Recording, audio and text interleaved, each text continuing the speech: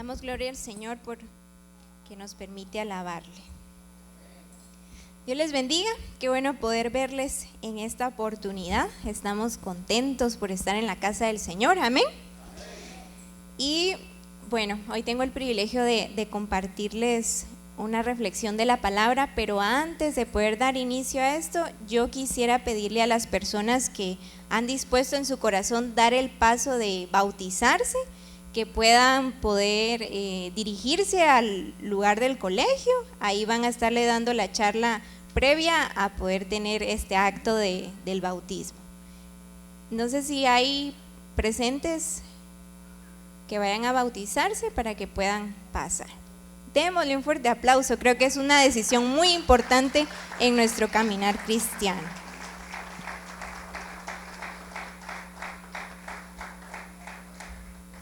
Gloria a Dios. Muy bien, mis hermanos, continuamos entonces.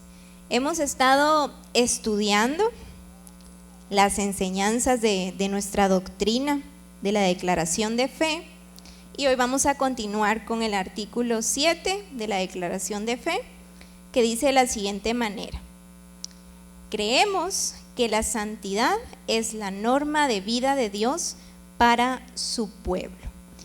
Y yo le he puesto de título a esta predicación: Santos Pecadores. Y no santos y pecadores, sino santos pecadores. Y vamos a entender el por qué.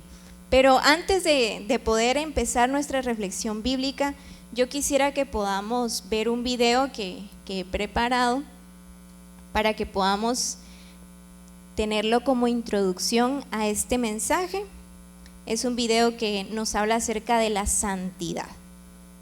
Seguramente has escuchado antes la palabra santo, o por lo menos la has cantado una o dos veces en la iglesia. Y para la mayoría de las personas, esa idea está conectada solamente con ser una persona moralmente buena. Así que Dios es moralmente perfecto. Así es, eso es una parte. Sin embargo, en la Biblia, la idea de la santidad es aún más grande y más rica. Lo que está describiendo en realidad es cómo Dios es la fuerza creativa detrás de todo el universo. Él es el único ser con el poder de crear un mundo lleno de belleza y vida. Así que todas estas habilidades hacen de Dios alguien completamente único. Ese es el significado de la palabra santo. Una forma útil de pensar en la santidad de Dios es usar el sol como metáfora. El sol es único, por lo menos en nuestro sistema solar, y es realmente poderoso. Es la fuente de toda la hermosa vida de nuestro planeta. Pudieras decir que el sol es santo, y pudieras llevar aún más lejos esa metáfora y decir que toda el área alrededor del sol también es santa. Porque entre más te acercas al sol, se vuelve más intenso. Exacto. Así que ese mismo poder y bondad que genera toda esta vida también es peligroso. Me refiero a que el sol, si te acercas demasiado, te aniquilará. Y de la misma forma, existe una paradoja en el centro mismo de la santidad de Dios. Porque si eres impuro, su presencia es peligrosa para ti. Y no porque sea mala, sino porque es demasiado buena. Y la primera vez que vemos esta paradoja de la santidad de Dios es en la historia de Moisés y la zarza ardiente. Es aquí donde Dios le dice a Moisés que se quite sus sandalias porque está parado en tierra santa. Moisés cubre su rostro con temor y Dios le dice: no te acerques más. Es intenso, ¿eh? De hecho, la intensidad de la santidad de Dios se explora en las historias del templo de Israel, que era el lugar en donde estaba la presencia santa de Dios. En el centro del templo estaba una habitación llamada el lugar santísimo. Es el punto de acceso de la presencia de Dios. Y ya seas un israelita viviendo en la tierra alrededor del templo o un sacerdote trabajando dentro del templo, estás cerca de la presencia de Dios, lo que es peligroso. Sí, eso es un problema. Pero ¿cómo se supone que funciona? Bueno, en la Biblia la solución es que tienes que purificarte. Así que es como ser moralmente puro. Sí, y eso es fácil de entender, pero la Biblia pasa mucho tiempo hablando sobre otra clase de pureza, el ser ritualmente puro. Este es un estado en el que te separas de cualquier cosa relacionada con la muerte, como tocar cosas como la piel enferma o incluso algunos fluidos corporales. Todas estas cosas te hacen impuro, y hacerte ritualmente impuro no es necesariamente pecaminoso. Lo que es pecaminoso es entrar en la presencia de Dios cuando estás en un estado impuro. Esa es la razón por la que Dios le dio a los israelitas instrucciones muy claras para saber purificarse para que pudieran entrar al templo otra vez. De eso se trata el libro de Levítico. Cierto, pero no acaba ahí. Esta idea sigue desarrollándose, así que luego en las Escrituras encontramos una historia muy interesante de un profeta llamado Isaías. Él tiene una extraña visión en la que se encuentra en el templo y está justo en la presencia de Dios. Él está aterrado. Él conoce las reglas. Él no debería estar ahí. Él tiene miedo de ser destruido. Y luego está esta extraña criatura llamada Serafín. Bastante extraña. Totalmente.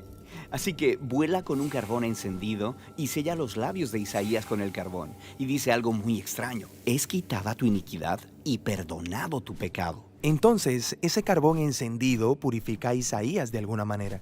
Así es, y es sorprendente, porque normalmente si tocas algo impuro, eso te transmite su impureza. Pero ahora tenemos una nueva idea de que tienes un carbón, un objeto muy puro y santo, y eso tocó a Isaías y le transmitió su pureza. Isaías no es destruido por la santidad de Dios, es transformado por ella. Las implicaciones de esto son enormes. Pero hay un desarrollo más, esta vez de otro profeta, Ezequiel. Y él tiene esta visión donde él está parado en el templo y ve agua goteando del templo. Se convierte en un torrente y luego crece hasta convertirse en un río profundo que comienza a fluir a través del desierto, dejando un rastro de árboles verdes detrás de él. Desemboca en el mar muerto, haciendo todo fresco, dándole vida. Así que en lugar de purificarte primero y luego entrar al templo, aquí la santidad de Dios sale del templo y purifica las cosas, dándoles vida. Pero, ¿qué significa todo esto? No lo sabemos hasta que conocemos a Jesús. Él dice que Él es el cumplimiento de todas estas visiones antiguas, pero de forma sorprendentemente nueva. Así que Jesús iba de un lado a otro tocando a personas que eran impuras, personas con enfermedades en la piel, una mujer con sangrado crónico o gente muerta. Y cuando Él las toca, su impureza debería transferirse a Jesús. Pero en lugar de eso, la pureza de Jesús se transmite a ellos y sana sus cuerpos. Jesús es como ese carbón santo en la visión de Isaías. Así es. Y Jesús dijo que Él era la encarnación humana de la misma santidad de Dios y que Él y sus seguidores eran ahora el templo de Dios. Así que a través de ellos, la presencia santa de Dios puede salir hacia el mundo y traer vida y sanidad y esperanza. Así que esta es la razón por la que Jesús dijo que de sus seguidores correrían ríos de agua viva. Así que esa es la parte de la historia donde nos encontramos, pero ¿hacia dónde se dirige todo esto? Las últimas páginas de la Biblia terminan con una última visión de la santidad de Dios. Esta vez es la visión de un hombre llamado Juan. Y en esta visión vemos el mundo entero completamente renovado. La tierra entera se ha convertido en el templo de Dios y el río de Ezequiel está ahí, fluyendo de la presencia de Dios, inundando toda la creación, quitando toda la impureza y dando vida a todas las cosas.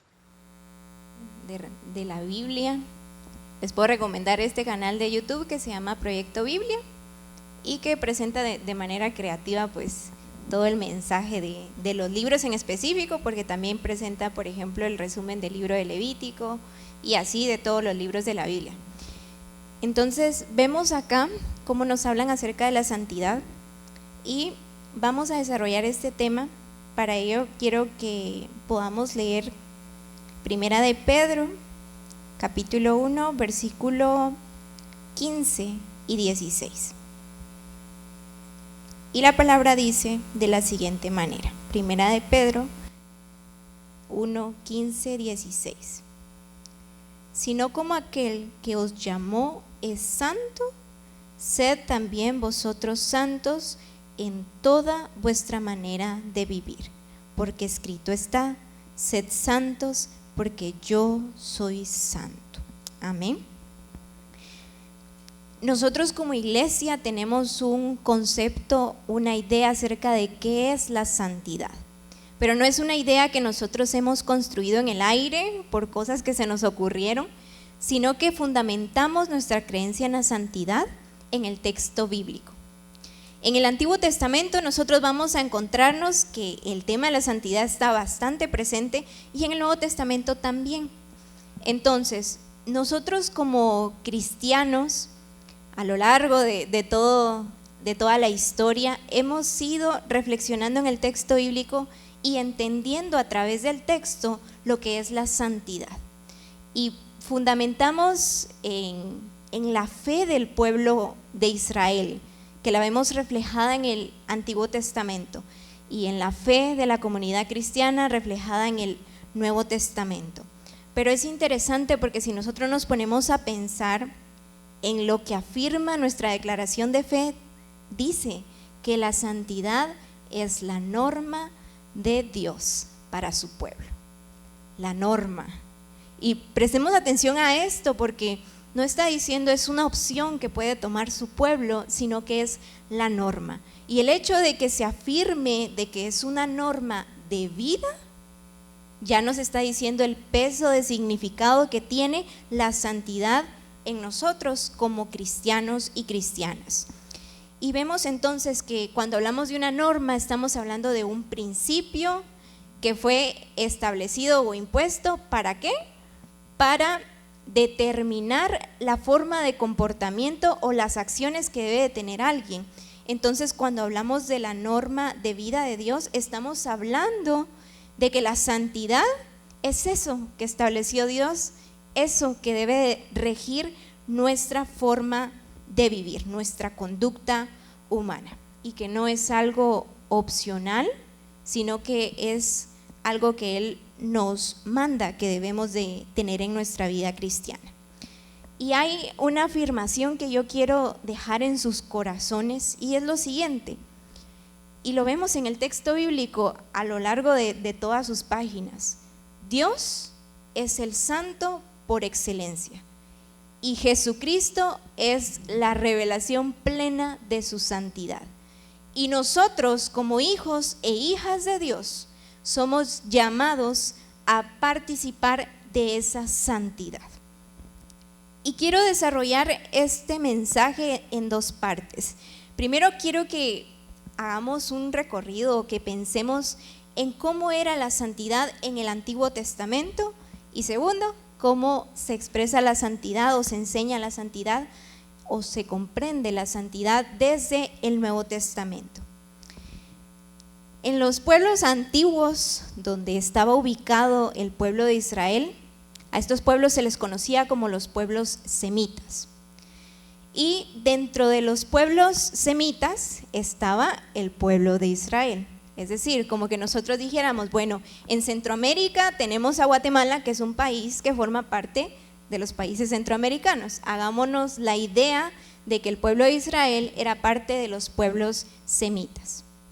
Y resulta que dentro de estos pueblos semitas había un pueblo que yo sé que usted ha leído en alguna oportunidad, que es el pueblo cananeo. Y nosotros cuando leemos en el texto bíblico que se refieren al pueblo cananeo, no escuchamos muy buenas referencias de los cananeos, sino que se habla de los cananeos como hombres y mujeres impíos.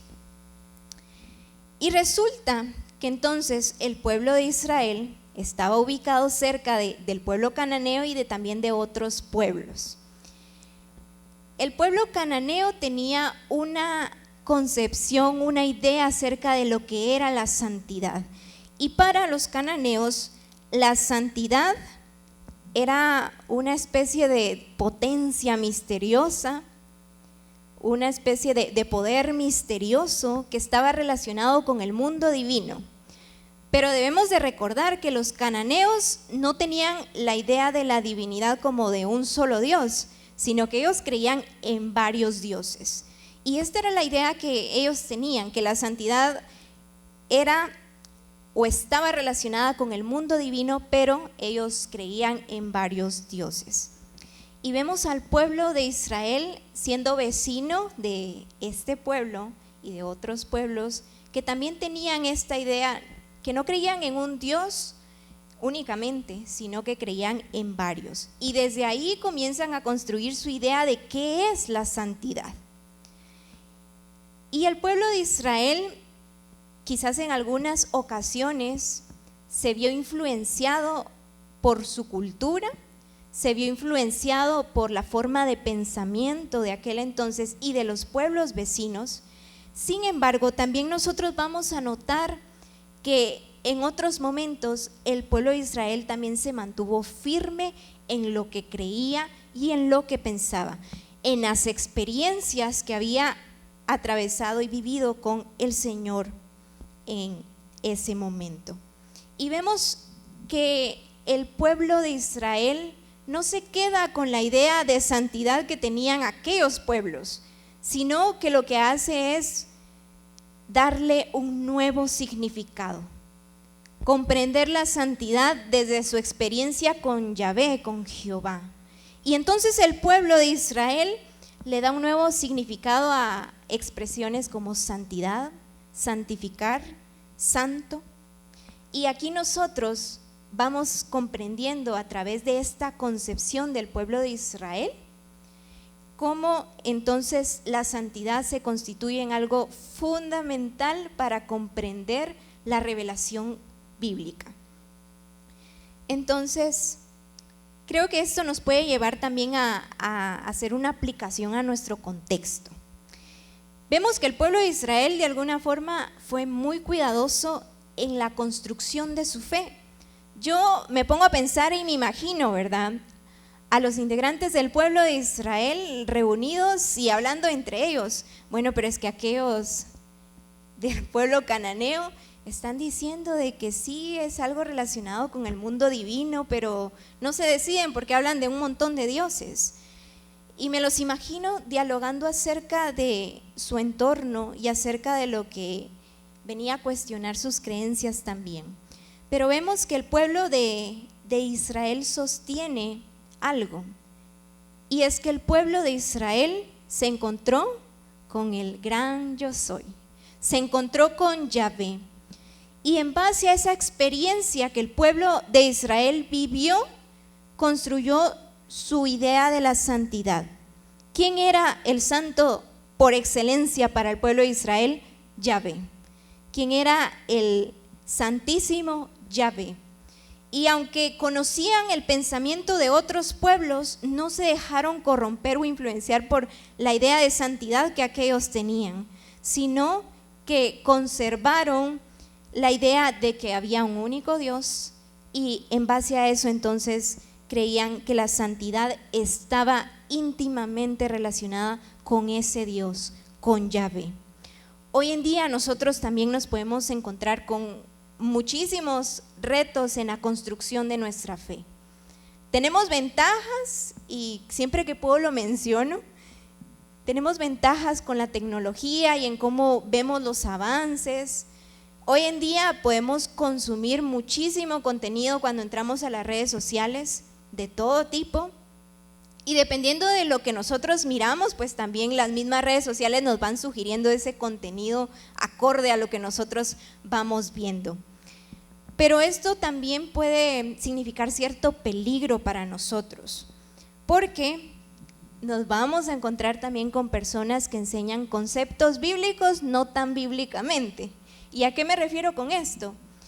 Sabemos que la santidad es un concepto bíblico. Nosotros leemos nuestra Biblia y encontramos que el texto nos habla de la santidad, pero puede que alguien venga y trate de tergiversar lo que la santidad es de acuerdo a lo que el texto bíblico mismo nos enseña.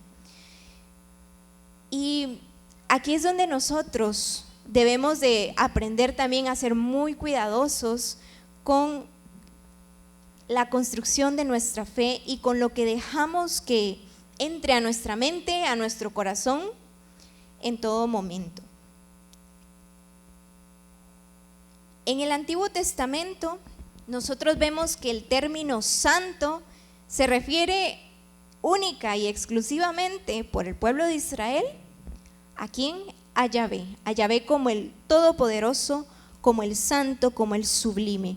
Y quiero que hagamos algunas lecturas de unos textos bíblicos que encontramos en el libro de Oseas. Oseas capítulo 11, versículo 9. Vamos a leer algunos otros versículos ahí mismo en Oseas para que usted pueda tener abierta su Biblia en este libro. Oseas 11, 9.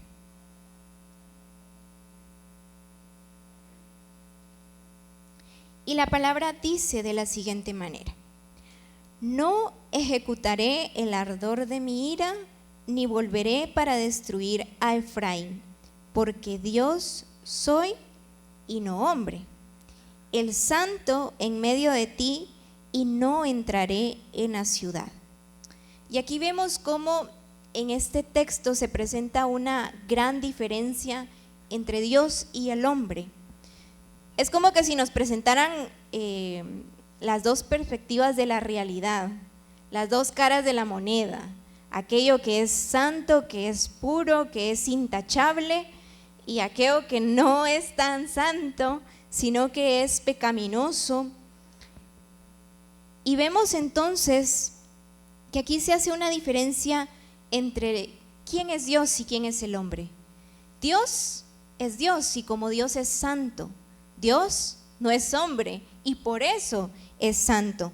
Pero esta misma diferencia que se presenta entre Dios y el hombre nos da una esperanza, porque por medio de esa diferencia es que se posibilita la salvación. Según Oseas y según los textos que leemos en este libro, la santidad de Dios consiste en su mismo amor. Amor de aquel Padre que libera a su pueblo y que le enseña a caminar. Y esto lo vemos nosotros en los versículos del 1 al 4. Y la palabra dice: cuando Israel era muchacho, yo lo amé, y de Egipto llamé a mi hijo. Cuanto más yo los llamaba, tanto más se alejaban de mí. A los Baales sacrificaban y a los ídolos ofrecían sahumerios. Yo, con todo eso, enseñaba a andar al mismo Efraín, tomándole de los brazos, y no conoció que yo le cuidaba. Con cuerdas humanas los atraje, con cuerdas de amor. Y fui para ellos como los que alzan el yugo de sobre su cerviz, y puse delante de ellos la comida. Vemos de que entonces aquí se presenta la santidad de Dios, que consiste en su amor mismo, en el amor que Dios es y en el amor que Él también da a su pueblo y que también nos da a nosotros como sus hijos e hijas. Vemos que este amor se presenta en esta figura del Padre y del Hijo, como aquel Padre que acompaña y que le enseña a andar y que le da también de comida, como aquel Padre que lo tomó en sus brazos. Y este texto nos hace ver que la santidad de Dios consiste en su amor mismo. Además de eso, también Oseas se refiere a la santidad de Dios expresada en esta figura del amor del esposo. Y dice: como el esposo que perdona y renueva a su esposa, como el esposo que le permite experimentar la salvación y la comunión a través de una alianza. Y uno de los ejes importantísimos para poder estudiar el Antiguo Testamento es el eje de la alianza, porque la alianza entre Dios y su pueblo nos permite entender que Dios es ese Dios que se aproxima a su pueblo para entonces posibilitar la salvación, porque como Él es santo, Él es amor, entonces también Él posibilita la salvación de su pueblo. Y Oseas 2:16 dice: en aquel tiempo, dice Jehová, me llamarás Ishi, y nunca más me llamarás Bali. Y esto es tan bonito, porque cuando vemos que el Señor habla del término Balí, este es un término que en hebreo proviene de esta misma raíz de los Baales, que sabemos y nosotros hemos leído que son estos dioses de los cananeos. Y entonces aquí este término Bali se puede traducir literalmente como Señor, pero su sentido, su significado es como aquel Señor que es déspota, aquel Señor que es autoritario, aquel Señor que no tiene una relación amorosa, sino una relación pues autoritaria. Pero cuando habla el texto de Ishi, esto también se puede traducir literalmente como Señor. ¿Pero en qué cambia? En el significado de la palabra. Porque cuando el texto habla de Ishi, está hablando de algo mucho más profundo. Está hablando del Señor como esposo. Es decir, que el texto nos está diciendo, ya no me llamarás Señor como alguien autoritario, sino que me llamarás esposo mío, Ishi. Y leo nuevamente, habiendo dicho esto, lo que el texto dice. En aquel tiempo, dice Jehová, me llamarás Ishi, me llamarás esposo mío, y nunca más me llamarás Balí o Señor autoritario. Y aquí en este contexto, la santidad divina, la santidad de Dios se presenta como esa fuente de misericordia, como esa fuente de misericordia que no se termina, que constantemente está renovándose y renovando al hombre y transformando la vida de su pueblo, transformando la vida del pueblo de Israel en aquel entonces y transformando nuestras vidas ahora por medio de la alianza que Él ha establecido con su pueblo. Una alianza que Él estableció no como un Señor autoritario, sino como un Señor que se presenta como el esposo de su iglesia, como Yahvé, como Ishi. Isaías también nos habla acerca de la santidad de Dios en el Antiguo Testamento. Y en el versículo 6, en el capítulo 6, creo que se me cruzaron los números, Isaías 3:6. En el año que murió el rey Usías, vi yo al Señor sentado sobre un trono alto y sublime. Creo que hemos leído este texto en otras ocasiones. Y sus faldas, dice el texto, llenaban el templo. Por encima de él había serafines, cada uno tenía 6 alas, con 2 cubrían sus rostros, con 2 cubrían sus pies y con 2 volaban. Y el uno al otro daba voces diciendo: Santo, Santo, Santo, Jehová de los ejércitos, toda la tierra está llena de su gloria. Y la santidad de Dios que presenta aquí Isaías, él presenta la santidad de Dios como el ser de Dios. No podemos disociar, no podemos apartar santidad y Dios, porque Dios es santidad. La santidad es el ser de Dios. Y en este contexto de Isaías nosotros vemos que se menciona esta expresión de Jehová de los ejércitos. Y debemos de recordar que el texto en el Antiguo Testamento nos habla acerca de cómo el pueblo también tenía que enfrentarse a otros pueblos, y es ahí donde se va dando este sentido de Jehová como Jehová de los ejércitos, porque era quien les iba protegiendo en la batalla, quien los iba protegiendo a quienes conformaban pues parte del ejército que peleaba. Y entonces vemos que aquí en este contexto, cuando se menciona santo, santo, santo, Jehová de los ejércitos está haciendo una connotación, está afirmando que Dios es un Dios salvador, que Dios es un Dios santo porque Dios es un Dios salvador.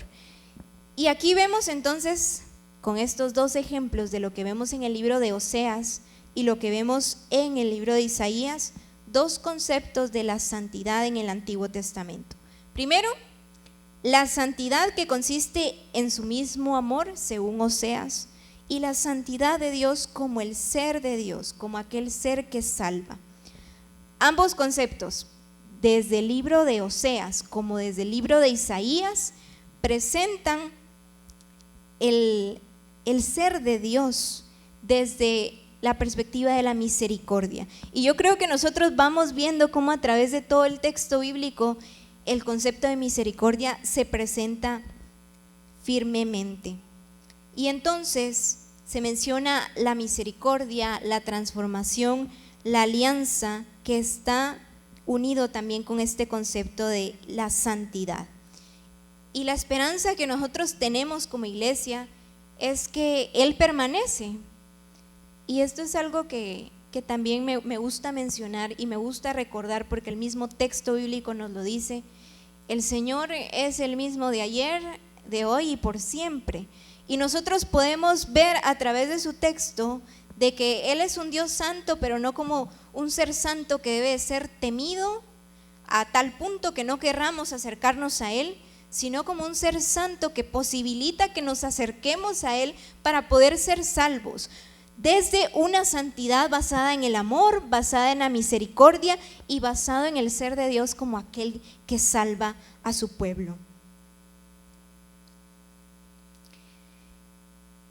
Y vemos que el pueblo de Israel fue llamado a ser un pueblo santo.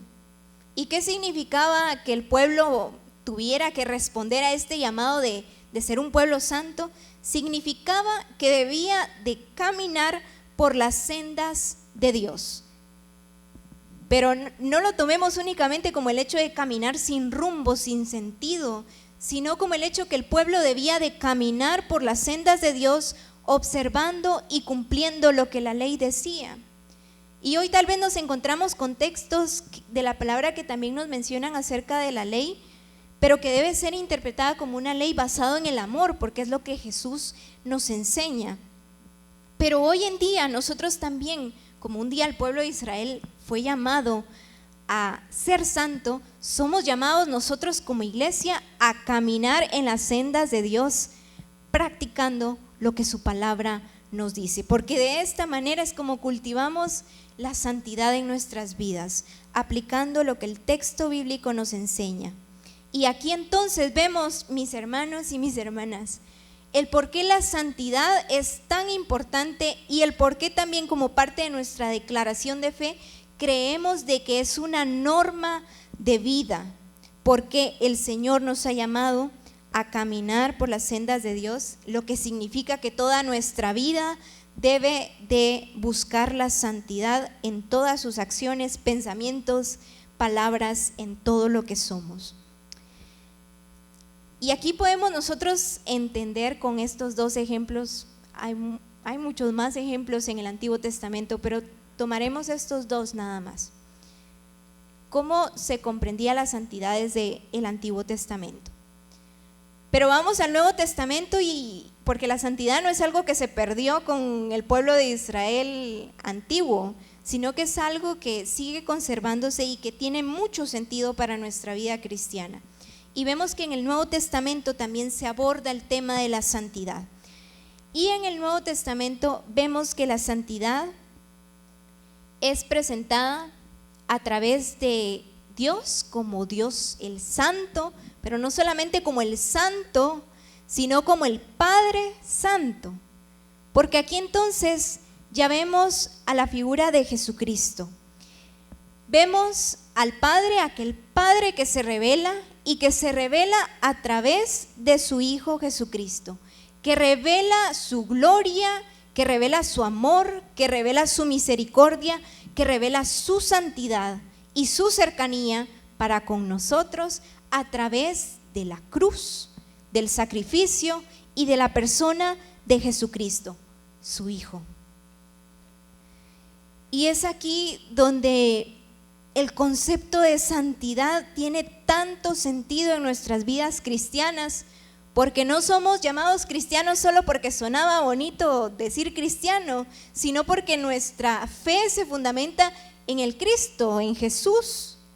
Y entonces en Él es que encontramos este sentido de la santidad, porque la santidad en Jesucristo se presenta como ese fundamento de nuestra vocación, de nuestro llamado cristiano. Y todos aquí hemos sido llamados, incluso todos aquellos que están afuera y que aún no han reconocido al Señor, han sido llamados para poder ser salvos y unirse a esta comunidad cristiana. Primera de Pedro, que fue la lectura que hicimos al principio, en el capítulo 1, versículo 15-16, repito lo que dice: vivan una vida completamente santa, porque santo es aquel que los ha llamado. Escrito está: sed santos porque yo soy santo. Y aquí esta carta de Primera de Pedro está citando lo que encontramos ya nosotros en el Antiguo Testamento en el libro de Levítico. Y no lo haré buscar todas las citas, pero voy a leerlas para que usted vea cómo el libro de Levítico hace mucha referencia a esta afirmación. sed santos porque yo soy santo. Levítico 11:44 dice, porque yo soy el Señor, vuestro Dios. Por tanto, consagraos y sed santos porque yo soy santo. Levítico 19:2 dice, habla a toda la congregación de los hijos de Israel y diles, seréis santos porque yo, el Señor vuestro Dios, soy santo. Levítico 20:26 dice, me seréis pues santos porque yo, el Señor, soy santo y os he apartado de los pueblos para que seáis míos. Y por último, para dar otro ejemplo, Levítico 27 dice, santificaos pues y sed santos, porque yo soy el Señor vuestro Dios. Y vemos cómo Primera de Pedro nos hace recordatorio de esta afirmación que ha venido conservándose por siglos y siglos. Y entonces vemos que el pueblo cristiano, que usted, mi hermano, mi hermana, que yo, hemos sido llamados a vivir también en santidad. Una santidad que se fundamenta en el amor, no en las apariencias, sino en el amor como lo demuestra Oseas. Una santidad que se fundamenta en el ser mismo de Dios, porque Él es santo. Y claro, nosotros jamás podremos ser como Dios, jamás podremos ser Dios. Sin embargo, mediante Jesucristo nos es posibilitada la santificación, y hemos hablado acerca de ese tema también aquí en la iglesia. A través de Jesucristo nos es posibilitada la santificación y por tanto el también poder ser santos en nuestras vidas. La santidad entonces no es aquel concepto inalcanzable por nosotros, no se queda simplemente en que Dios es santo y únicamente Él puede serlo, yo no puedo perseguir la santidad. No, la santidad no es un concepto inalcanzable, mis hermanos, sino que hoy somos llamados nosotros a vivir en santidad, una santidad que también se fundamenta en Dios como Salvador, como lo demuestra también el libro de Isaías. Lo que implica entonces que podamos nosotros vivir en amor, vivir en misericordia y extender nuestros brazos a quien lo necesita. Nosotros, como no somos Dios, no podemos salvar al hombre, no podemos salvar a la mujer que está perdida en sus pecados y que no ha decidido reconocer al Señor en su corazón y en su vida. No podemos salvarlos.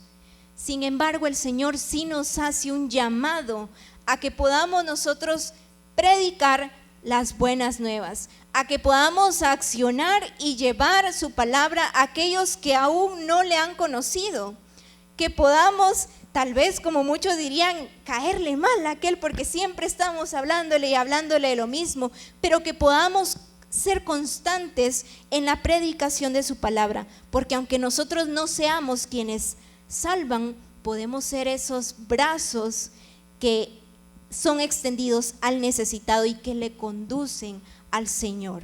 Y nosotros próximamente tendremos esta actividad de Go Day exclusivamente dedicada a eso, al evangelismo. Y estamos en el mes de mayo, que es conocido como el mes del evangelismo, lo cual no quiere decir que solamente en mayo debamos evangelizar, pero aquí estamos impulsando en este mes precisamente la evangelización. Y yo quiero invitarles a ustedes para que también puedan ser parte de esta actividad que tendremos el 20 y el 21, porque es una oportunidad que el Señor también nos da para compartir de su palabra de una manera distinta a aquellos que aún no le conocen. Yo sé que usted ha de conocer a alguna persona que aún no ha conocido al Señor, y qué mejor momento para que pueda invitarlo y que él pueda o ella pueda venir a esta actividad. Entonces somos motivados a poder acercar a otros al Señor. Y para ir concluyendo, la santidad, como lo dice nuestra declaración de fe, es nuestra norma de vida, es la norma de vida de Dios para su pueblo, para nosotros como iglesia. Así que hoy el Señor nos recuerda eso. Hoy el Señor nos recuerda la importancia de la santidad en nuestra vida. Hoy reafirmamos esta doctrina en nuestros corazones, reafirmamos nuestra fe a través de esto también. Y hoy quiero invitarlo primero a que se ponga de pie.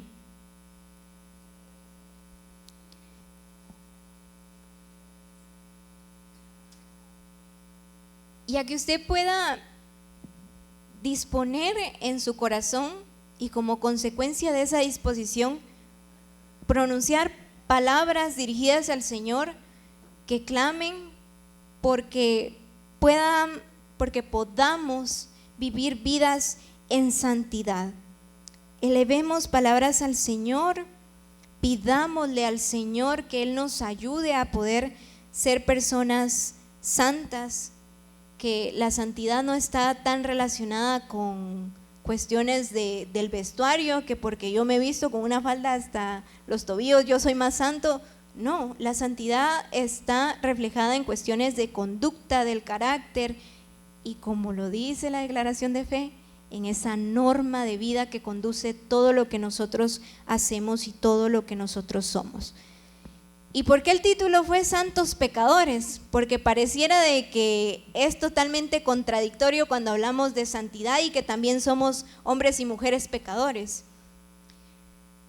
Y aunque nuestra naturaleza está, y quizás hasta que muramos, no estaremos libres totalmente de caer en pecado de cualquier magnitud. Sin embargo, el Señor nos lo dice en su palabra en repetidas ocasiones: sed santos porque yo soy santo. Y si Él lo dice es porque sabe de que Él ha dado la posibilidad de que podamos ser santos, de que podamos buscar la santidad en nuestra vida, porque Él lo afirma en su palabra. En Jesucristo tenemos esa posibilidad. Y el Señor hoy nos lo dice de nuevo: sed santos porque yo soy santo. Señor amado, gracias por tu palabra. Gracias porque a través de todo el texto bíblico, Señor, podemos ver ese reflejo de lo que tú eres, Señor, que aunque tal vez no podamos verte con estos ojos naturales, podemos leer tu palabra y comprenderte mejor. Podemos comprender, Señor, que en esencia tú eres santo, eres amoroso, eres misericordioso y eres nuestro Salvador. Y reconocemos en este momento, Señor, todas esas virtudes que son tuyas. Y queremos, Señor, responder a esa palabra y a ese mandato que tú nos das, de que podamos ser santos como tú lo eres. Señor, ayúdanos a poder construir en nuestras vidas vidas santas, Señor. Permítenos poder ser ejemplo de santidad en donde quiera que estemos, con mis hermanos en sus trabajos, en donde estudian quienes lo hacen, en sus negocios, en el mercado, a donde sea que ellos vayan, Señor. A donde sea que vayamos, Señor, permítenos ser ejemplo de santidad. Permítenos poder responder, Señor, a esta norma de vida. Permítenos que nuestras vidas sean significativas en esta santidad, Señor, que tú nos demandas como creyentes, como cristianos, como hijos e hijas tuyos. Gracias, Señor, por tu palabra, y permítenos seguir cada día aprendiendo más y más de ti, y por supuesto, Señor, permítenos por sobre todo ponerlo en obra. Gracias, mi Señor. Amén y amén. Que Dios les bendiga.